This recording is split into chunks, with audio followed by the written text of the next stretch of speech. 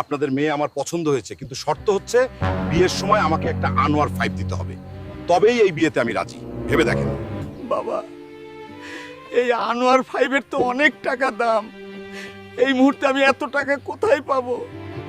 ভুলে যাবেন না, আমি কিন্তু বিসিএস ক্যাডার, তাই বিয়েতে আনোয়ার 5 লাগবেই। ভেবে দেখেন, এরকম সুযোগ কিন্তু বারবার আসে না। মা, আমার জন্য বাবাকে এত কষ্ট পেতে হচ্ছে, এত টাকা কোথায় পাবে? আমি এই বিয়ে করতে চাই না মা। তুই কাঁদিস না মা, তোর বাবা ঠিকই ব্যবস্থা করে ফেলবে। সম্মান বাঁচাতে হলে আমাদের আনোয়ার 5 যে দিতেই হবে।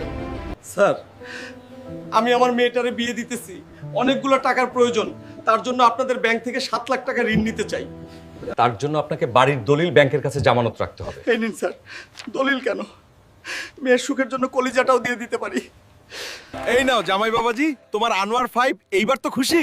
হ্যাঁ শ্বশুর মশাই, বাইকের কালারটা কিন্তু জোস। কি হলো গনি মিয়া? 1 বছর পার হয়ে গেল, আজ পর্যন্ত একটা কিস্তি দিতে পারলা না। স্যার, আমাকে দয়া করে আর একটা বছর সময় দিন, সব শোধ করে দিব।